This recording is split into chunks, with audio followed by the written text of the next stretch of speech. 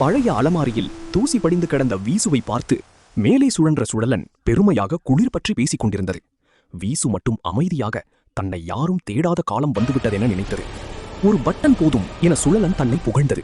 கையால் விசிற வேண்டிய வீசுவை இகழ்ந்தது. அதை கேட்டு உண்மைதான் என்று மனதில் ஏற்றுக்கொண்டது வீசு. ஒரு கை அலமாரியை நோக்கி வந்தது. நம்பிக்கையுடன் காத்திருந்த வீசுவை விட்டுவிட்டு தண்ணீர் பாட்டிலை எடுத்துச் சென்றது. மீண்டும் மறக்கப்பட்டதன் வழியில் வீசு உடைந்தது. திடீரென மின்சாரம் போனது. சுழலன் மெதுவாக நின்றது.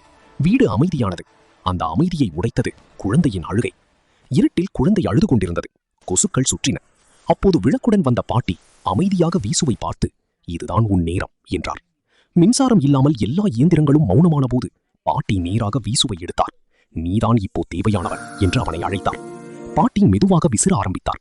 அந்த முதல் காற்று குழந்தையை தொட்டதும் அது அமைதியானது. வீசு தனது மதிப்பை முதல் முறையாக உணர்ந்தது. தாலாட்டு ஒலிக்க நிலவொளியில் குழந்தை தூங்கியது. தாத்தா சிரித்துக்கொண்டே, கைவிசிறிக்கு பேட்டரி தேவையில்லை என்றார். வீசு மனநிறைவில் மூழ்கியது. மின்சாரம் திரும்பி வந்தது. ஆனால் குழந்தை சுழலனை அல்ல, வீசுவை தழுவியது. அன்பின் அர்த்தம் சுழலனுக்கு அப்போது புரிந்தது. இப்போது வீசு மரியாதையான இடத்தில் இருந்தது.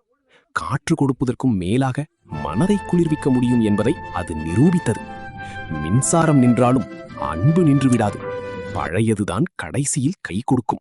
இந்த கதை உங்களுக்கு பிடிச்சிருந்தா ஒரு லைக் போடுங்க. உங்க கருத்தை கமெண்ட்ல சொல்லுங்க. மீண்டும் ஒரு கதையோட சீக்கிரம் சந்திப்போம். நன்றி.